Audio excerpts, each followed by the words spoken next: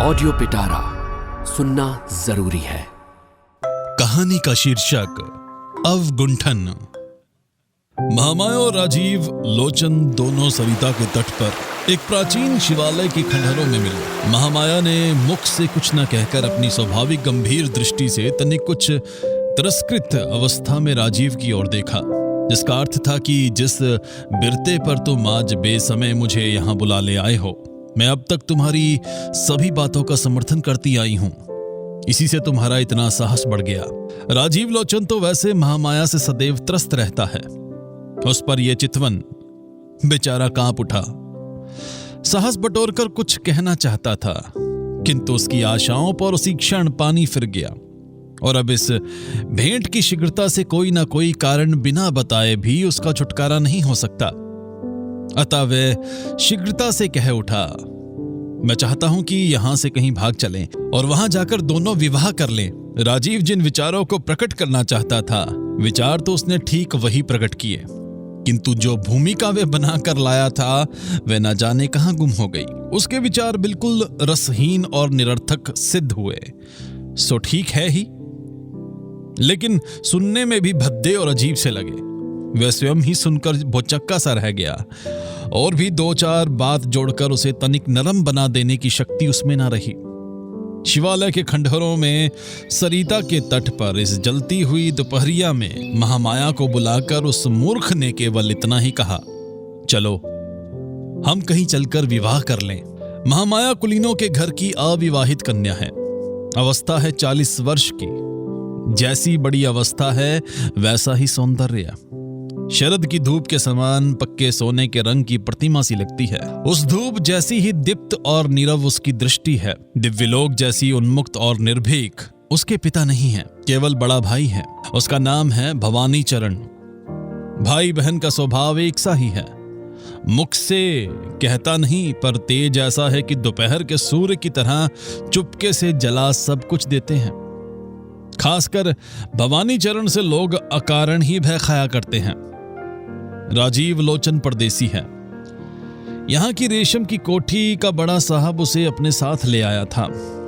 राजीव के पिता इस साहब की कोठी में काम करते थे। उसके स्वर्गवासी हो जाने पर साहब ने उसके नाबालिग लड़के के लालन पालन का सारा भार अपने ऊपर ले लिया और बाल्यकाल से ही उसे वह अपनी इस वामनहारी की कोठी में ले आया। लड़के के साथ केवल उसकी स्नेह करने वाली बुआ थी। राजीव अपनी बुआ के साथ भवानी चरण के पड़ोस में रहा करता था। महामाया उसकी बाल सहचरी थी और राजीव की बुआ के साथ उसका सुदृढ़ स्नेह बंधन था।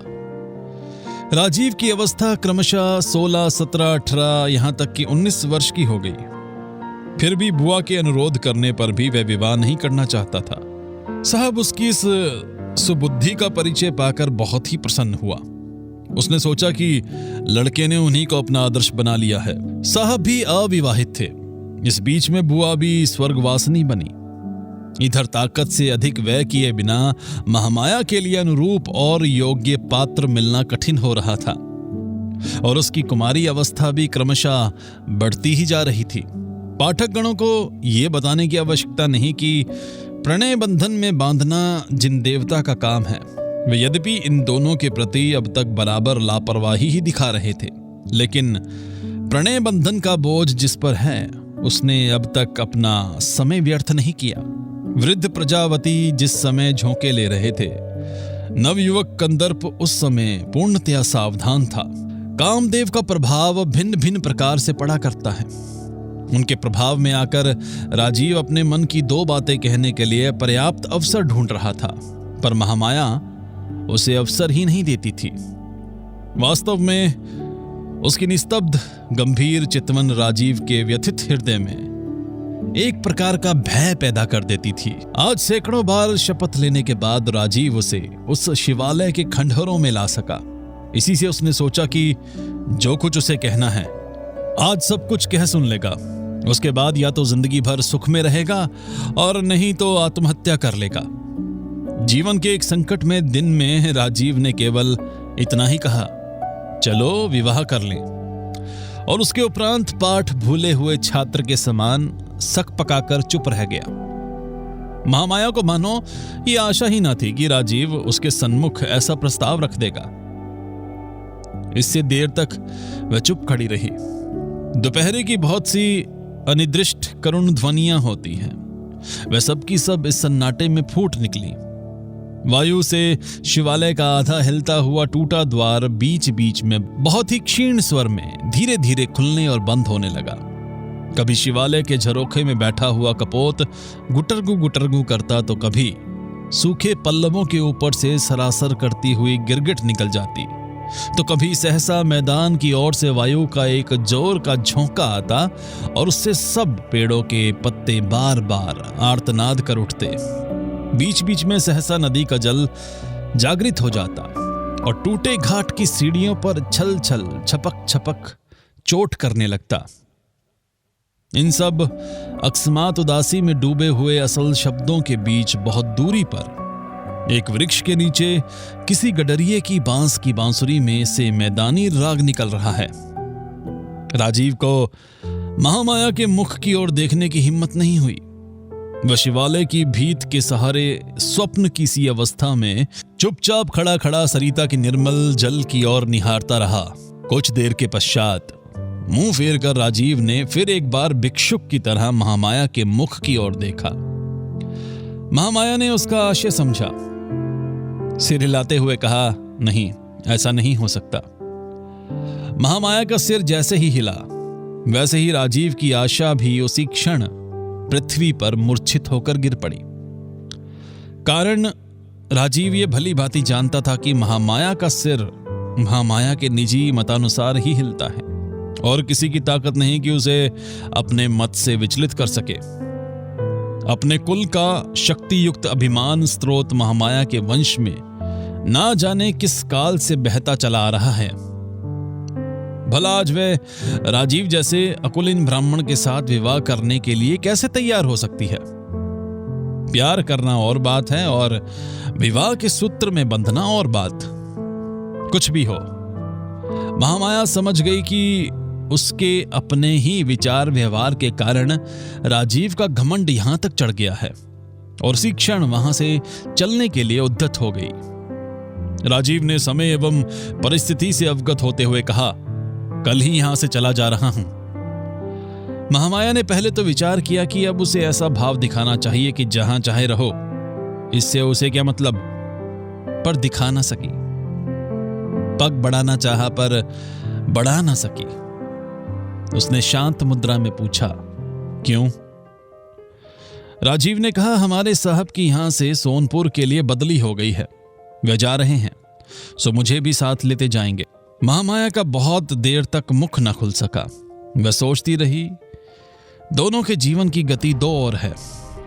किसी भी इंसान को सदैव के लिए नजरबंद नहीं किया जा सकता। अतः उसने शांत ओष्ठों को तनिक खोल कर कहा, अच्छा। उसका यह अच्छा कुछ गहरी उसास सी सुनाई दी और इतना ही कह के ये जाने के लिए तैयार हो गई। इतने में राजीव ने चौंक कर कहा, भवानी बाबू। महामाया ने देखा भवानी चरण शिवालय की ओर आ रहे हैं। समझ गई कि उन्हें सब पता चल गया है। राजीव ने महामाया पर अकस्मात मुसीबत आते हुए देखकर शिवालय की टूटी हुई दीवार फांदकर भागने का प्रयत्न किया, किंतु महामाया ने हाथ पकड़कर उसे रोक लिया। भवानी चरण शिवालय के खंडरों में पहुंचे और सिर्फ एक बार चुपचाप दोनों की ओर स्थिर दृष्टि से देखा। भवानी चरण चुपचाप शिवालय से बाहर आ गए। महामाया भी चुपचाप उनका अनुसरण करने लगी और राजीव चकित सा होकर वहीं खड़ा रहा, मानो उसे फांसी का दंड सुनाया गया हो। उसी दिन रात को भवानी चरण ने विशेष रेशमी साड़ी लेकर महामाया को दी और बोले, इसे पहनाओ। महामाया उसे पहन आई। उसके बाद बोले, अब मेरे साथ चलो। आज तक भवानी चरण की आज्ञा तो दूर रही, संकेत तक का भी किसी ने उल्लंघन नहीं किया था, महामाया ने भी नहीं। उसी रात्रि को दोनों सरिता के तट पर शमशान भूमि की ओर चल दिए। शमशान भूमि अधिक दूर नहीं थी। वहां गंगा यात्री के घर में एक बूढ़ा ब्राह्मण अंतिम घड़ियां गिन रहा था। उसकी खटिया के पास दोनों पहुंचकर खड़े हो गए। घर के कोने में पुरोहित ब्राह्मण भी मौजूद था। भवानी चरण ने उससे संकेत में कुछ कहा। वह शीघ्र ही शुभानुष्ठान की तैयारियां करके पास आ खड़ा हुआ। महामाया समझ गई कि इस मृत्यु को आलिंगन करने वाले इंसान के साथ उसका विवाह होगा। उसने रत्ती भर भी विरोध नहीं किया। समीप में ही जलती हुई 2 चिताओं के प्रकाश में उस अंधेरे से घर में मृत्यु की यंत्रणा की आर्तध्वनि के साथ अस्पष्ट मंत्रोच्चारण मिलाकर महामाया का पाणी ग्रहण संस्कार करा दिया गया। जिस दिन विवाह हुआ उसके दूसरे दिन ही महामाया विधवा हो गई। इस दुर्घटना से महामाया को तिल मात्र भी शौक न हुआ और राजीव भी अचानक महामाया के विवाह की सूचना पाकर जैसा दुखी हुआ था, वैधव्य की सूचना से वैसा ना हुआ, बल्कि उसे कुछ खुशी हो गई। पहले उसने सोचा कि साहब को सूचित कर दें और उसकी सहायता में इस अमानुषिक अत्याचार पर किसी प्रकार प्रतिबंध लगा दिया जाए।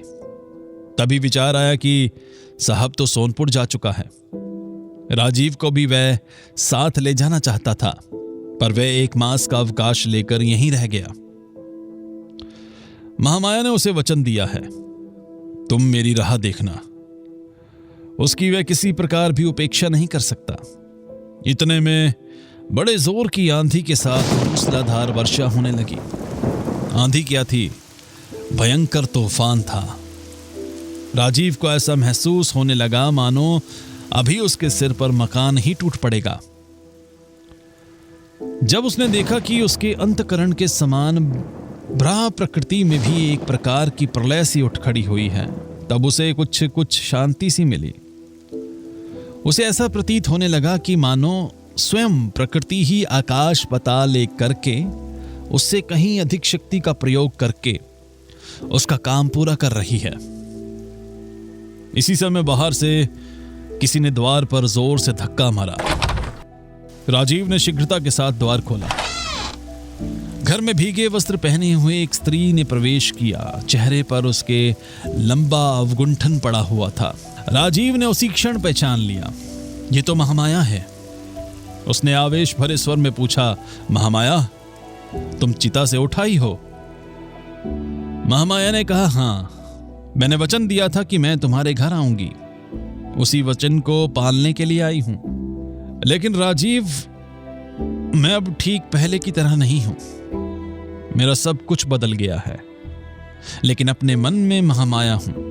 अब भी बोलो, और यदि तुम वचन दो कि कभी भी तुम मेरा अवगुंठन ना हटाओगे, मेरा मुख ना निहारोगे, तो मैं जीवन भर तुम्हारे साथ रह सकती हूं। मृत्यु के चंगुल से वापस मिल जाना ही बहुत है। उस समय और सब बातें तुच्छ मालूम देती हैं। राजीव ने शीघ्रता से कहा, तुम जैसे चाहो वैसे रहना। मुझे छोड़ जाओगी तो मैं नहीं रह सकता। महामाया ने कहा, तो अभी चलो, तुम्हारा साहब जहां गया है वहीं ले चलो मुझे। घर में जो कुछ था सब कुछ छोड़ छाड़ कर राजीव महामाया को लेकर उसी प्रकृति के प्रकोप में निकल पड़ा। ऐसा बवंडर चल रहा था कि खड़ा होना मुश्किल था। उसके वेग से कंकड़ियां उड़ उड़कर बंदूक के छर्रों के समान शरीर में चुभने लगी। दोनों इस भय से कहीं सिर पर वृक्ष सड़क छोड़कर विस्तृत मैदान में होकर रास्ता पार करने लगे। बवंडर का जोर पीछे से धकेलने लगा, मानो ये इन्हें इस दुनिया से छीनकर प्रलय की ओर उड़ाए लिए जा रहा हो। पाठक इस कथा को कोरी कवि कल्पना ही न समझे। जिन दिनों यहाँ सती की प्रथा प्रचलित थी, उन्हीं दिनों ऐसी घटनाएं कभी कभी हो जाया करती थी। महामाया के हाथ पैर बांधकर यथा समय चिता में रखकर उसमें आग लगा दी गई थी। आग भो खूब जोरों से जल उठी थी, लेकिन उसी समय बहुत जोर का बवंडर उठा और मूसलाधार वर्षा पड़ने लगी। जो दाह संस्कार करने आए थे वे शीघ्रता से गंगा यात्री वाली कोठरी में जा छिपे और भीतर से द्वार बंद कर लिया। सभी समझते हैं कि ऐसी आंधी पानी में चिता बुझते समय नहीं लगता।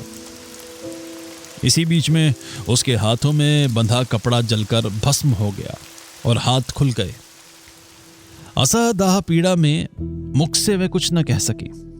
तुरंत उठकर बैठ गई और पैर की रस्सी खोल डाली।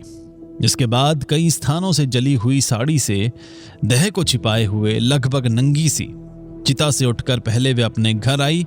घर में कोई था नहीं, सब शमशान में थे। दीपक जलाकर एक धोती पहनकर महामाया ने एक बार दर्पण में अपना चेहरा देखा और दर्पण जमीन पर दे पटका। फिर कुछ देर खड़ी खड़ी सोचती रही। इसके बाद जो कुछ हुआ सो पाठकों को मालूम ही है। महामाया अब राजीव के पास ही रहती है, लेकिन राजीव के जीवन में सुख शांति नहीं। दोनों के बीच केवल अवगुंठन का व्यवधान है, लेकिन वह अवगुंठन मौत के समान चिरस्थायी नहीं, अभी तो मृत्यु से भी बढ़कर पीड़ा उत्पादक है। इसलिए कि निराशा मृत्यु की विरह पीड़ा को धीरे धीरे अचिंतन रूप प्रदान कर देती है, किंतु इस अवगुंठन के पृथक रूप ने एक जीती जागती आशा को प्रतिदिन प्रतिपल व्यथित एवं पीड़ित कर रखा है। एक तो पहले ही महामाया की शांत प्रकृति है, उस पर उसके इस अवगुंठन के भीतर निर्वता दुगनी असह सी प्रतीत होने लगी। राजीव अब ऐसे रहने लगा जैसे उसे मृत्यु की चलती फिरती पुतली ने घेर लिया हो। वह पुतली उसके जीवन को आलिंगन करके नित्य प्रति उसे क्षीण करती जा रही है। राजीव पहले जिस महामाया नाम से परिचित था, उसे तो उसने खो दिया। अब तो वे केवल उसकी सुंदर बाल्य स्मृति पर ही जीवन को अवलंबित करके इस दुनिया में रह सकता है, परंतु उसमें भी अवगुंठन युक्त पुतली सदैव उसके पार्श्व में रहकर बाधा पहुंचाती रहती है। वह सोचता है इंसान में स्वभाव से ही काफी अंतर है, और खासकर महामाया तो महाभारत के कर्ण के समान स्वाभाविक कवच धनी है। वे अपने स्वभाव के इर्द गिर्द एक प्रकार का आवरण लेकर जन्मी है। उपरांत बीच में फिर मानो वह पुनर्जन्म लेकर और एक आवरण लेकर आई है। रात दिन साथ रहती हुई भी वे इतनी दूर चली गई है कि मानो राजीव से उस दूरी को पार नहीं किया जाता। मानो वे केवल एक माया की रेखा के बाहर बैठकर अतृप्त त्रिषित मन से इस सूक्ष्म एवं अटल रहस्य से अवगत होने का प्रयत्न कर रहा है। जैसे तारागण प्रत्येक निशा में नींद रहित निर्निमेष नत नयनों से अंधकार यामिनी के रहस्य से अवगत होने के निष्फल प्रयास में रात्रि बिता दिया करते हैं, इस प्रकार ये दोनों चिर परिचित संगरहित साथी भिन्न भिन्न जीव के रूप में बहुत काल तक साथ बने रहे। एक दिन बरसात के मौसम में शुक्ल पक्ष के दशमी की रात्रि को बादल फटे और निशिकर ने दर्शन दिए। निशिकर की ज्योत्सना से यामिनी सोती हुई पृथ्वी के सिरहाने बैठी जागरण कर रही थी। उस यामिनी को देखने बिस्तर से उठकर राजीव भी झरोखे के पास जा बैठा। बरखा और गर्मी के संगम से थके हुए उपवन में से एक प्रकार की सुगंध और झिंगुरों की झिन-झिन की ध्वनि कमरे में आकर उसके मनोराज्य में एक प्रकार की अराजकता व्याप्त कर रही थी। राजीव देख रहा था बगीचे के अंधकार में खड़े हुए वृक्षों के उस पार शांत स्थिर सरोवर मजे हुए स्वच्छ रजत थाल के समान चमक रहा है।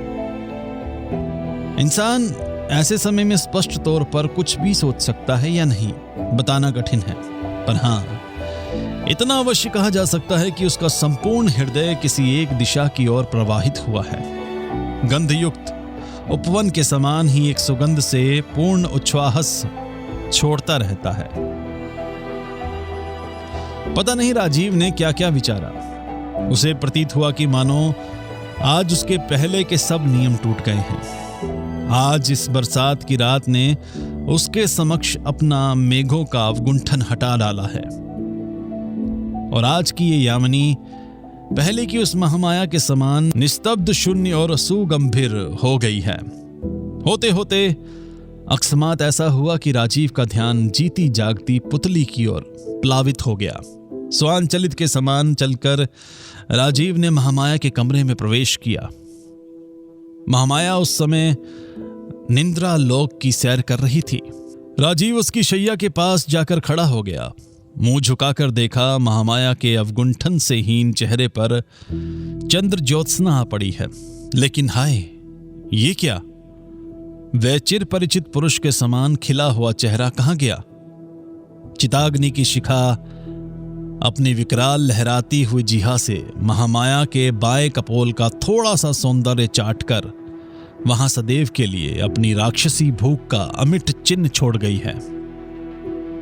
शायद राजीव चौंक पड़ा हो, शायद एक अव्यक्त ध्वनि भी उसके कंठ से मुखरित हो गई होगी। महामाया तत्काल आश्चर्यचकित अवस्था में जाग उठी। देखा सामने राजीव खड़ा है। उसी क्षण वे अवगुंठन खींचकर शैया छोड़कर एकदम उठ खड़ी हुई। राजीव ताड़ गया कि अब उसके सिर पर दामिनी टूटना चाहती है। वे फर्श पर गिर पड़ा और महामाया के चरणों को स्पर्श कर बोला, मुझे क्षमा करो महामाया, मुझे क्षमा करो। महामाया कुछ उत्तर न देकर, एक पल के लिए भी पीछे की ओर न हटकर घर से बाहर निकल गई। राजीव के घर फिर वह कभी नहीं लौटी। उसका कहीं भी पता न चला। इस क्षमाहीन चिर गमन की क्रोधाग्नि राजीव के संपूर्ण जीवन पर सदैव के लिए सुदीर्घ दग्ध चिन्ह छोड़ गई। ऑडियो पिटारा सुनना जरूरी है।